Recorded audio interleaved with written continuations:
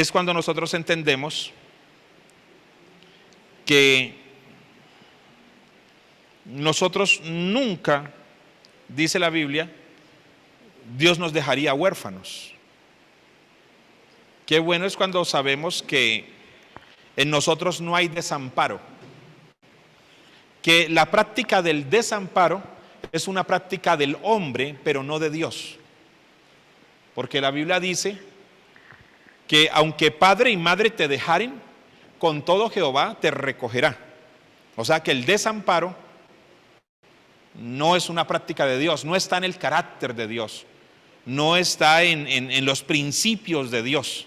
Es más, la Biblia dice que lo que el hombre desampara, termina Dios recogiéndolo.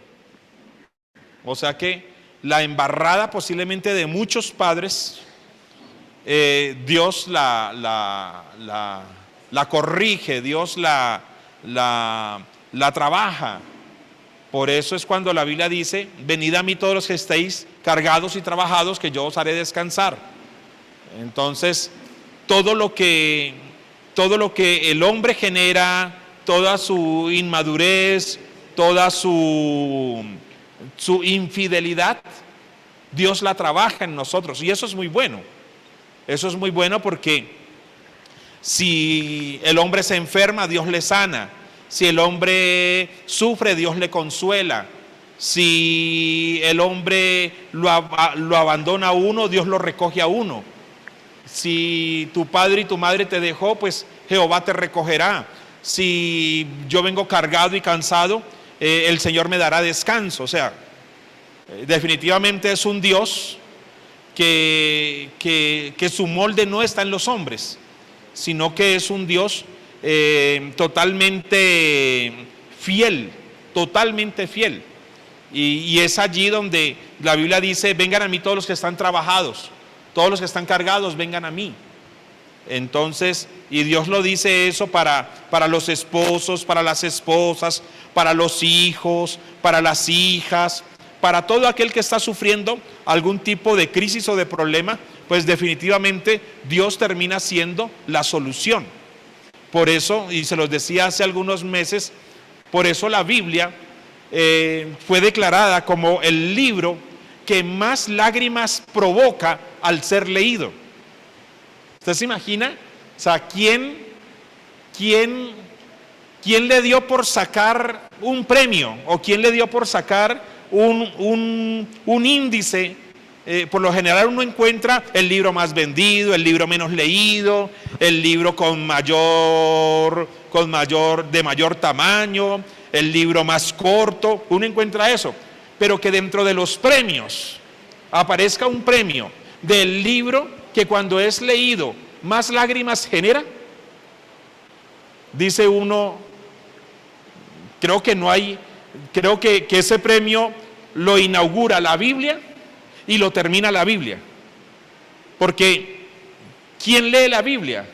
La Biblia terminan leyéndola a muchas personas que están abatidas, tristes, desamparadas. ¿Y qué encuentran en la Biblia? Los que lloran al leer la Biblia no lloran porque encuentran malas noticias. Los que lloran al leer la Biblia no lloran porque les habla de crisis. Los que lloran al leer la Biblia, o los que lloramos al leer la Biblia, lloramos porque encontramos ¿qué? Encontramos consolación. Encontramos a un padre amoroso, así el nuestro no haya sido amoroso. Encontramos a un esposo amoroso, así el nuestro no haya sido amoroso. Encontramos a un rey misericordioso, así nuestros gobernantes no sean misericordiosos. Entonces, ¿qué provoca que la Biblia sea el libro que más lágrimas produce en sus lectores? El corazón de padre, la misericordia, la compasión. El a veces uno sentirse desamparado en este mundo y llegar y leer líneas que le dicen a uno: oye, Él es tu Padre nuestro. Encontrar líneas que dicen: Él es tu buen pastor, nada te faltará. Encontrar líneas donde dice: el que habita el abrigo del Altísimo morará bajo la sombra del Omnipotente. Encontrar líneas en la Biblia que nos dejan claro que Él nos ama y que nos sienta sobre sus rodillas y nos mima. Lo dice Isaías 66:12. Entonces, leer la Biblia y encontrar el corazón de Dios allí. Juan Pablo II decía que es imposible abrir las páginas de la Biblia y no sentir el palpitar del corazón de Dios. Y pues si Juan Pablo II abría su Biblia y él entendía eso, pues con mayor razón nosotros tenemos que decir, qué tremendo, yo abro la Biblia y no es un libro cualquiera, encuentro el palpitar del corazón de Dios allí hablándome a mí, trayendo consolación. Y a veces uno siente que hay libros que hablan de odio, de juicio, pero los libros que hablan de mayor juicio, posiblemente como un Apocalipsis, algunos apartes de Ezequiel, algunos libros como Daniel, los libros que más hablan escatológicamente de algunos juicios, han sido catalogados los libros que hablan de una mayor intensidad del amor de Dios. Y uno se pregunta, ¿pero cómo? ¿Juicio o amor de Dios? Y cuando uno empieza a leer todas esas profecías y todos esos juicios, no son otra cosa más que el producto de ¿qué? Del amor de Dios, tratando de ¿qué? De rescatar, de decir, oye, no te voy a dejar, oye, no te voy a desamparar. Entonces muchos sienten que algunos capítulos de la Biblia están vetados del amor de Dios. Pero resulta ser que el libro, entre mayor juicios anuncie, mayor intensidad de amor se han descubierto en esos libros. Porque es un Dios de compasión y un Dios de misericordia. Entonces me gusta mucho cuando la Biblia nos habla acerca del Padre Nuestro. Y Lucas 11 del 1 al 4 nos deja muy claro ese Padre Nuestro que quizás muchos de nosotros ya hemos escuchado. El Padre Nuestro es una oración que siempre lo hemos dicho, nadie le dio nombre, nadie dijo esta oración se llama Padre Nuestro, sino que es una oración que hoy en día nosotros llamamos como Padre Nuestro por una sola razón, porque nos enseña que Dios es nuestro Padre. O sea, el nombre de la oración, el Padre Nuestro, no es otra cosa más que la razón de esa oración. Cuando yo digo Padre Nuestro, le llamo Padre Nuestro porque esa oración me dice que Él es mi Padre, mi Padre. Y ¿sabe una cosa? Eso es una muy buena noticia. En un mundo de tanto abandonado, en un mundo de tanta crisis, en un mundo de tanta hambruna, en un mundo de tanto dolor, en un mundo de tanta angustia, en un mundo de tanto desespero, en un mundo de tanta hambruna, de tanta muerte, escuchar que Dios es mi Padre, dejemos de llamarle a esa oración Padre Nuestro, sin entender que se llama Padre Nuestro porque Él es mi Padre. Y sabe, cuando usted entiende que Dios quiere ser su Padre, ven pastor, corrige. ¿Cómo así que yo entiendo, cuando yo entienda que Dios quiere ser mi Padre, es que Él es mi papá? No. Porque nosotros o todo ser humano es creación de Dios, pero hijos de Dios solamente aquellos que en Juan 1:12, como dice la Escritura, más a todos los que le recibieron, a los que creen en su nombre les dio potestad de ser hechos hijos de Dios. Pero es que mi papá es cristiano. Ok, entonces si su papá es cristiano y usted no es cristiano, usted no es un hijo de Dios, usted es un nieto de Dios. Pero pastor, Dios no tiene nietos. Ahí se la dejo. Porque si usted no es un hijo de Dios, pero su papá sí, y usted se cree nieto de Dios, pero Dios no tiene nietos, ahí se lo dejo. O sea, yo tengo que ser un hijo de Dios, pero la única manera de yo ser hijo de Dios es reconocer a Jesús como Señor. Pero toda la creación son hijos de Dios. Ok, toda la creación es hija de Dios por creación. Pero Dios quiere que nosotros seamos hijos de Dios no por creación, sino por ¿qué? Por adopción. Y la única manera de que usted pueda llamarle a Dios Padre, bueno, que usted puede llamarle a Dios Padre, pero pues yo le llamo a Mario Santo Domingo papá, pero yo no he visto las acciones. Yo puedo llamarle a Julio Mario Santo Domingo papá, pero yo no he visto que me gire platica, ni hubo para mis estudios, ni ha habido para nada. O sea, usted puede llamar a papá a quien quiera, pero de allí a que él lo vea a usted como hijo y le dé herencia, hay una gran diferencia. Creo que el hijo de Helber me llama papá. Y bueno, ha tenido herencia, pero yo le digo al niño, no me metas en problemas, no me metas en problemas. Entonces,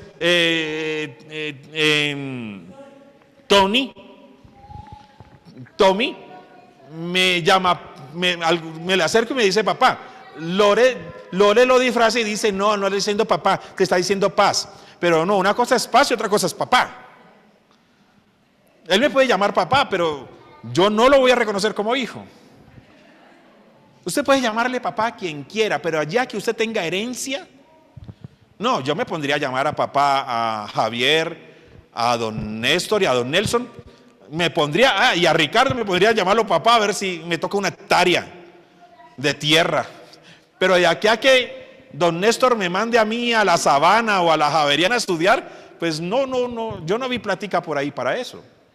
De aquí a que Javier me compre una sede para la iglesia, pues yo le puedo llamar papá, pero no va a haber herencia por acá. O sea, usted puede llamarle papá a quien quiera, pero de allí a que él lo reconozca a usted como hijo y le dé herencia, hay una gran diferencia.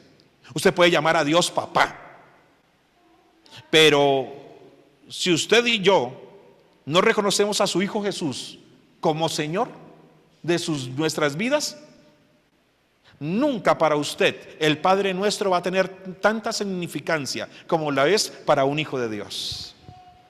Por eso a mí me gusta utilizar mucho la palabra Padre, porque cuando uno dice Padre Nuestro, o cuando uno ora y le dice Padre Celestial, el solo hecho de utilizar la palabra Padre, esa palabra Padre va cargada de un 95 o un 99% de fe de que esa oración va a ser cumplida.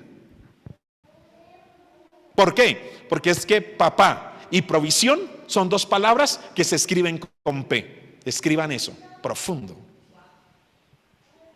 Es profundo, se las voy a repetir. Papá, provisión y patrimonio se escriben con P. No veo a nadie anotando esa revelación tan profunda. Se las voy a decir en inglés. Father.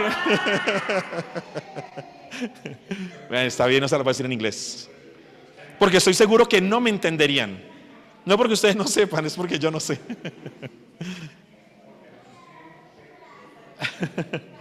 Mis amados, es que la estoy diciendo en latín, Padre. Amados, solo cuando yo entiendo y reconozco que Él es mi Padre, mi oración va cargada en un 99% de que esa oración va a ser cumplida.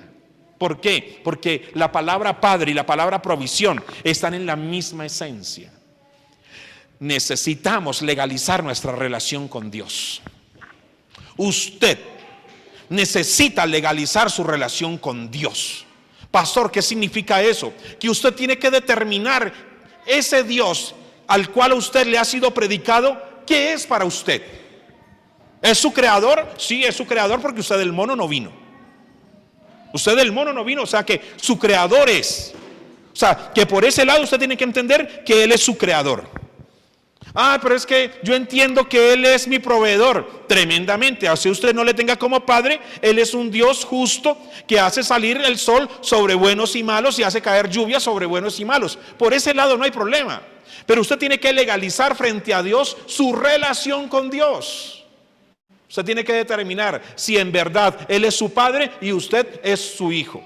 Porque mientras usted no reconozca a Jesucristo como Señor, usted puede llamarle creador, usted ya puede llamarle proveedor, usted puede llamarle sanador. ¿Sabe por qué? Porque Él es misericordioso, pero no puede llamarle padre. Y si le llama padre, pero Él no lo reconoce a usted como hijo. Y hasta que Él no lo reconozca a usted como hijo, no hay herencia. Se puede salir llamando padre a cualquiera, pero si Él no te reconoce a ti como hijo, no tienes herencia. ¿Y sabe una cosa? Pues la herencia en un papá es muy importante. Cuando papá y mamá murieron, dejaron una casa. Bueno, mi papá le dejó a mi mamá casa y 2 pensiones. Cuando mamá muere, nos dejó a nosotros 4 la casa, porque la pensión ya se perdía. Y en los papeles dice que esa casa es de nosotros 4.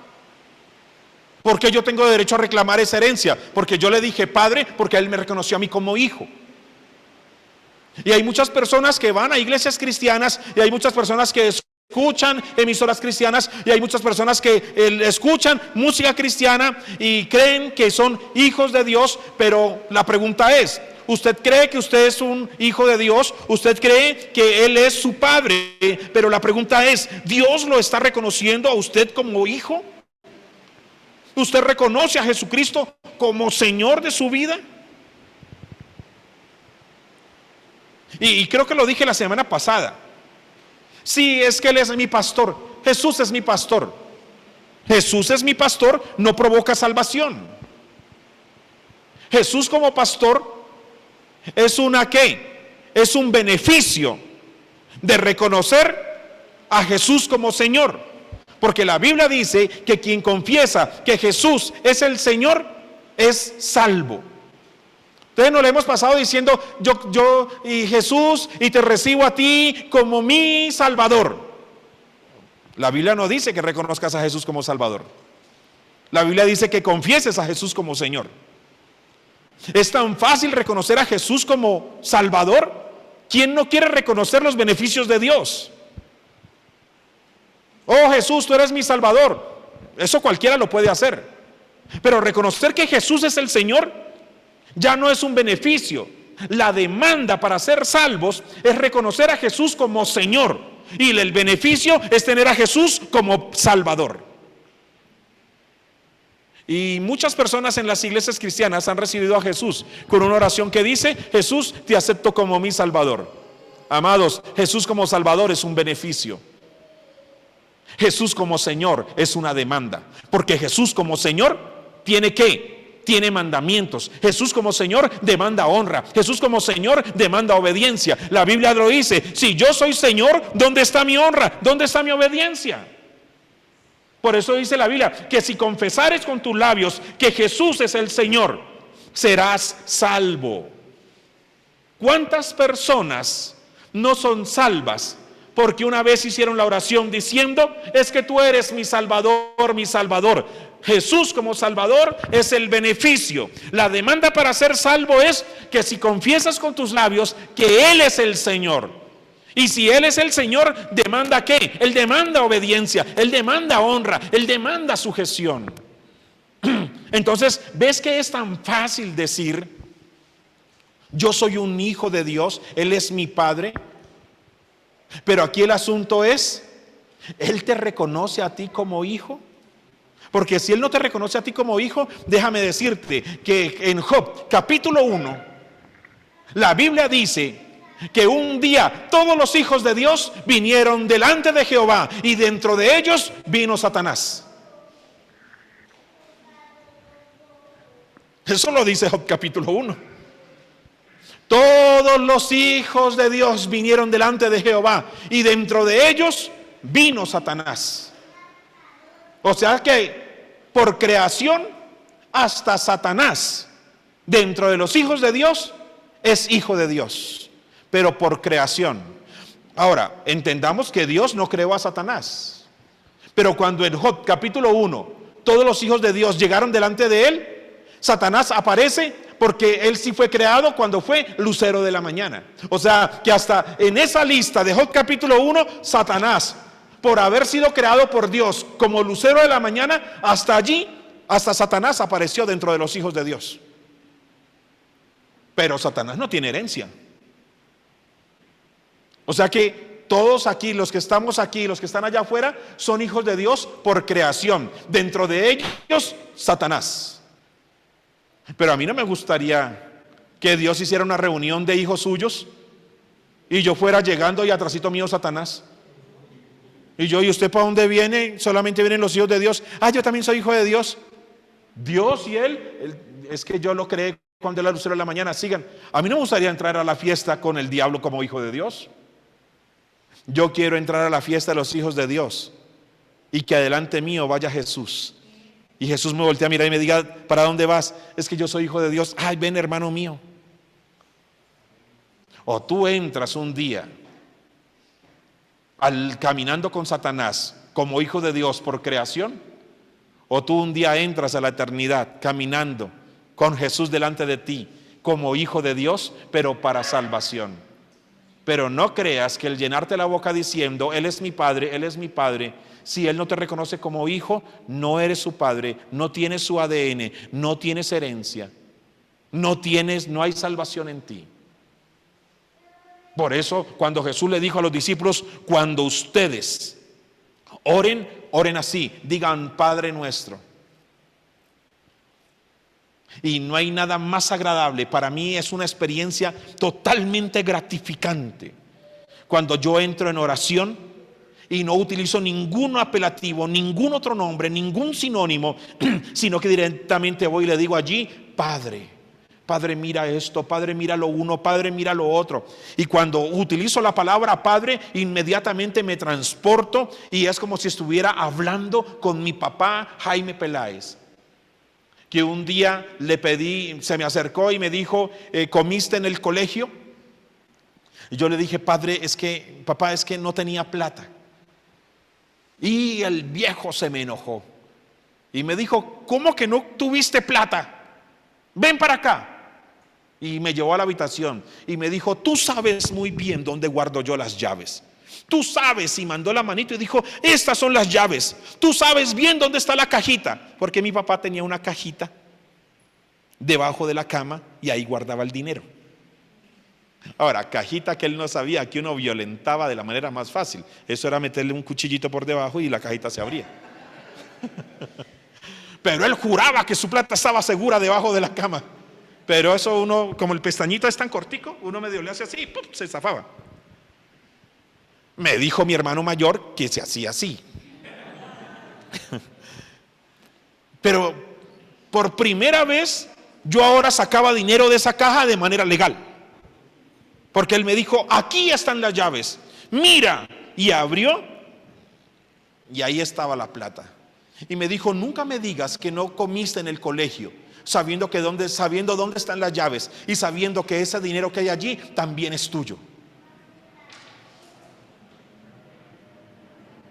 Yo ese día dije, Padre, es mi papá. Cuando yo le digo a Dios Padre, yo inmediatamente entiendo que Él es proveedor. Haz esa misma experiencia con tus hijos. Que cuando tus hijos le digan a Dios Padre, inmediatamente se relacionen contigo y digan, es que mi papá también hacía esto, es que mi papá lo hacía, y como mi papá lo hacía, como mi papá al que veo lo vi hacerlo, ¿cuánto más no voy a creer que mi papá, a quien no veo, puede hacerlo y aún mucho mayor? Entonces yo podía decirle Padre nuestro. Y cuando decía Padre nuestro, yo inmediatamente me acordaba, fue mi papá, dio provisión, sustentó, ayudó, guardó, protegió. Entonces yo podía decirle con toda libertad, Padre nuestro. Y no hay oración que yo eleve a Él, diciéndole Padre nuestro, en el cual no tenga tanta certeza y tanta confianza de que Él va a responder. ¿Sabe por qué? Porque no solamente yo le estoy diciendo que Él es mi Padre, sino que también Él me está diciendo, tú eres mi hijo. Y cuando yo le reconozco a Él como Padre y Él me reconoce a mí como hijo, hay herencia, hay bendición y hay protección. Porque nadie cuida a los hijos del vecino, nadie provee a los hijos del vecino, sino que todo padre guarda y cuida a los de su propia casa.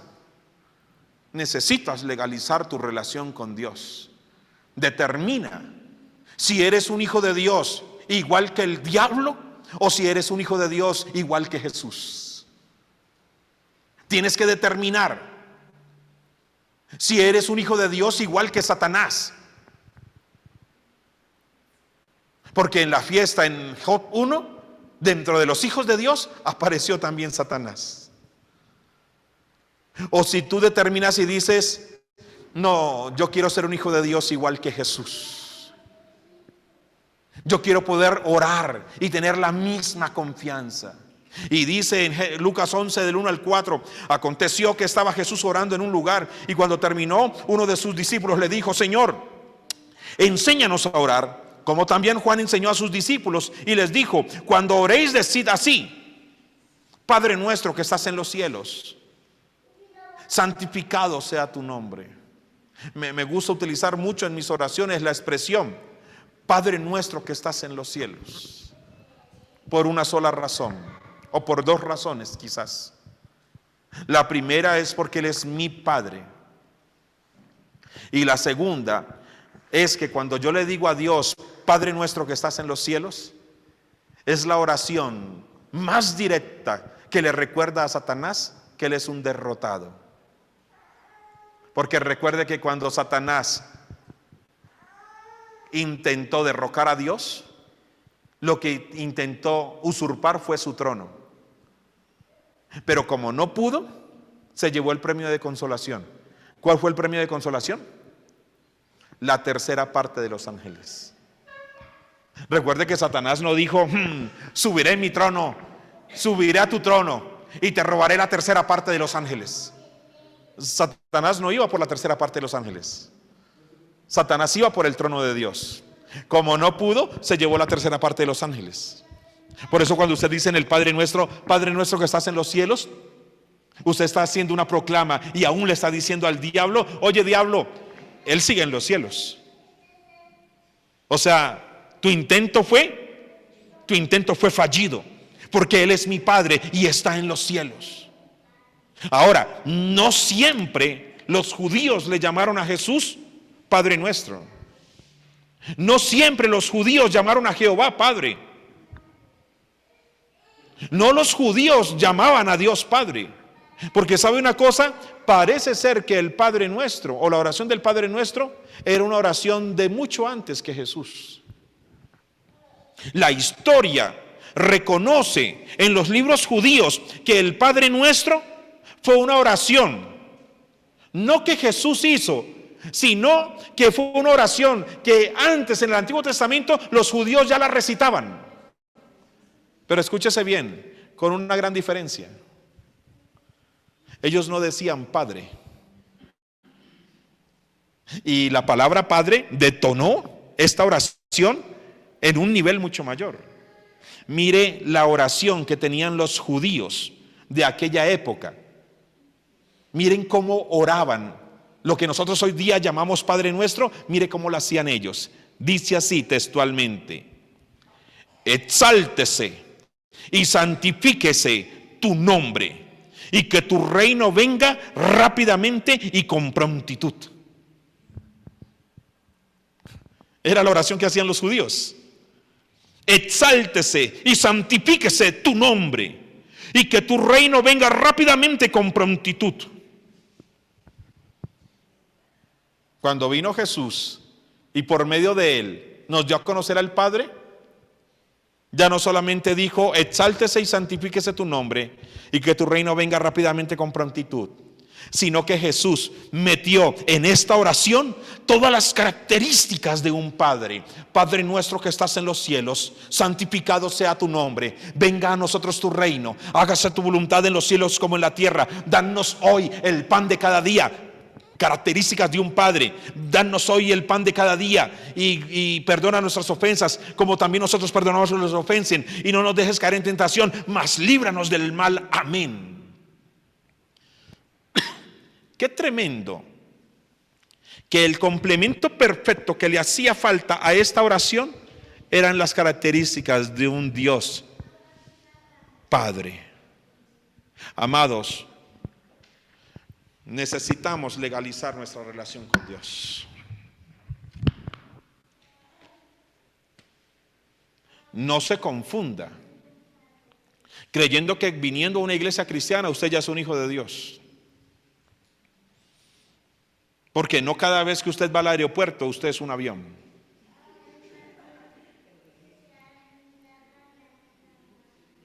No se confunda creyendo que porque usted nació en un hogar cristiano usted es un hijo de Dios. No se confunda creyendo que porque usted dice Él es mi Salvador, Él es mi Salvador. ¿Salvador? es el beneficio. La demanda es Jesús como Señor. No crea que porque usted lee la Biblia, usted es un hijo de Dios. Usted necesita reconocer a Jesús como Señor. E inmediatamente le reconozca a Jesús como Señor, usted tiene que hacer lo que hizo el apóstol Pablo, que perseguía a la iglesia. Un día se encontró con Jesús, se desplomó, y cuando se desplomó y escuchó una voz que le dijo: Saulo, Saulo, ¿por qué me persigues? Porque cada vez que persigues a mi iglesia, a mí me persigues. Y después de que Saulo se pone en pie, Saulo le dice a Jesús: Señor, ¿qué quieres que haga? Porque cuando tú reconoces a Jesús como Señor, la siguiente pregunta es: ¿qué quieres que haga? Cuando tú reconoces a Jesús como Salvador, la pregunta que uno le hace a Dios es: ¿qué tienes para hacer por mí? Pero cuando tú reconoces a Jesús como Señor, lo primero que tú le preguntas es: ¿qué quieres que haga? ¿Cuáles son los mandamientos? ¿Qué dice tu palabra? ¿Ves que es muy fácil tenerle a Jesús como Salvador? Pero la demanda es tener a Jesús como Señor, para que en verdad podamos decir con todo el corazón: Padre nuestro, tú eres mi Padre. Pastor, ¿y eso va a hacer alguna diferencia? Oh,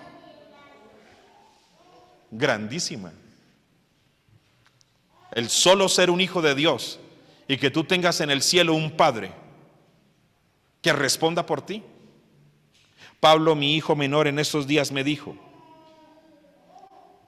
en su charla de niño, me dijo: Padre. Y él mismo se corrigió. Obviamente uno le llama padre al papá de uno, pero Pablito un día él mismo me volvió a mirar y me dijo: no, padre no, papá. Porque tú eres mi papá en la tierra, pero yo solo tengo un padre y está en el cielo. Y tiene 9 años. Yo le iba a decir: no, también puede llamarme padre, pero con su doctrina yo no quise pelear. Y yo le dije: hijo, me parece bien. Si me quiere seguir llamando a mí papá y llamarle a él padre para diferenciarnos, me parece perfecto. Y me dijo: sí, porque solo tengo un padre y está en el cielo. Yo con esa doctrina tan pura no me interesa pelear. Pero ¿sabe qué entendí yo ese día? Entendí cada vez más, o me dio por cantar aquella oración de Dani Berríos: Señor, yo quiero ser como tú, porque Él quiere ser como yo. Definitivamente, amados, legalice su relación con Dios. Usted es su creación porque Él es su creador. Ahora legalícela diciendo: Él es mi Padre porque yo quiero ser su hijo y le quiero obedecer. Y quiero saber cuáles son sus deseos, cuáles son sus mandamientos, qué Él demanda de mí. Porque estamos tan acostumbrados a decirle a Dios: ¿qué tienes tú para ofrecerme? Que se nos ha olvidado decirle a Dios: ¿qué quieres tú que yo haga? Eso fue lo primero que le dijo Saulo de Tarso a Dios. Entonces, importantísimo: ¿abandonados? No. Y si usted está abandonado, pues usted necesita un padre. Y déjeme decirle, no es un padre ni de uno ni de dos, es un padre de multitudes. Él está esperando que hoy usted sea un hijo más suyo. Porque herencia es lo que Él tiene. Mis 2 papás dejaron una casa y 25 para cada uno, porque somos 4, que la casa valga 300, a cada uno nos toca de a 75, y esperando que no aparezca otro heredero. No se anden que por ahí engañando mujeres y negando a sus hijos el nombre, dijo esta sabia. Y si aparecen otros 2 herederos, en estos días una hermana me llamó y me dijo: hermano, mi papá dejó un edificio. Y yo: ¿y cuántos herederos? 11. Y yo le dije: hermana, ¿usted no ha escuchado ese dicho? Que donde heredan 11, heredan 12, métame ahí. No, pues ya 11, metamos al pastor y son 12, pues número perfecto. 11 para ese edificio, sí, ¿de a cuánto los toca? Y no, pastor, ni hablemos de cuánto nos toca. ¿Y cuántos legales? 4. ¿Y los otros 7? No, es que mi mamá era muy alegre. Pues era una mujer muy chistosa y todo. Entonces, que eso dejó hijos, hijo de madre. Entonces yo le dije, pues ya son 11, pues ya haremos 12. Muy chistosita la hermana. No se preocupe, que el Dios de los cielos no divide la herencia, sino que el Dios de los cielos dice, para ti hay lo mismo que para ti, y no resto, sino que antes voy sumando. Dios quiere ser su padre. No se sienta abandonado, venga a Él, venga con lágrimas, venga cargado, venga desesperado, venga desesperanzado. Por alguna razón la Biblia es el libro que provoca mayor lágrima en sus lectores, porque el que la lee encuentra en ella ¿qué? Consolación, encuentra vida y encuentra fortaleza. Padre, te alabamos, te damos gracias, mi Padre. Te damos gracias por tu amor, por tu fidelidad. Te damos gracias por tus misericordias y tus bondades. Te damos gracias porque no hay otro Dios como tú.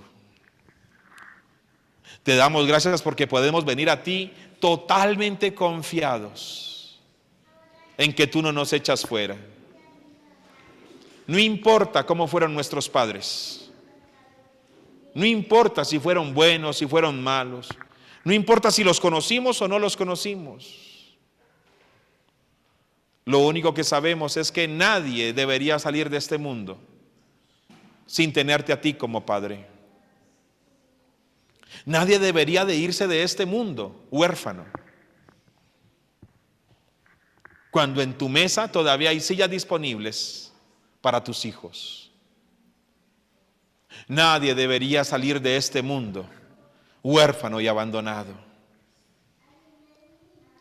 Ninguna mujer debería de salir de este mundo viuda cuando tú eres el esposo eterno. Ningún hijo, ninguna hija debería de salir de este mundo huérfano cuando tú eres el Padre bueno. Ninguna oveja debería salir de este mundo abandonada cuando tú eres el buen pastor. Ningún siervo debería salir de este mundo abandonado cuando tú eres el Señor de la mies. Ningún hombre, ninguna mujer debería salir de este mundo sin herencia cuando tú todavía tienes herencia para dar. Nadie debería salir de este mundo diciendo, a mí nadie me amó, cuando tú mostraste tu amor por nosotros en la cruz. Que todos los pueblos te alaben. Que todos los pueblos reconozcan que tú eres Padre, que tú eres Padre bueno. Que todos los pueblos y las naciones reconozcan que este puñado de hombres y de mujeres, Señor, no partan de este mundo, no caminen más en este mundo sin un Padre. Si su padre murió o si su madre murió, hoy la promesa es, aunque padre y madre te dejaren, por la razón que te hayan dejado, yo quiero ser tu padre. Yo tengo herencia. Todavía hay una silla con tu nombre para que te sientes a la mesa. Todavía tengo herencia suficiente. No tengo que quitarle herencia a nadie para darte tu herencia. Todavía tengo tu herencia separada. Nadie debería salir de este mundo huérfano sin conocerte a ti como Padre. Que podamos entrar a tu presencia sabiendo que si nuestros padres siendo malos nos dieron buenas cosas, ¿cuánto más tú que estás en los cielos no nos darás tu espíritu a quien se lo pidamos? Ayúdanos a legalizar nuestra relación contigo. Te queremos reconocer como el Señor de nuestra vida. No para decirte qué tienes para darnos, sino para decirte ¿Qué quieres que hagamos? Te alabamos, mi Dios. Te exaltamos, te bendecimos. No hay otro Dios como tú. Bendecimos a cada varón. Bendecimos a cada mujer que ha llegado. Bendecimos a cada hombre, cada mujer, cada niño. Les bendecimos, mi Padre.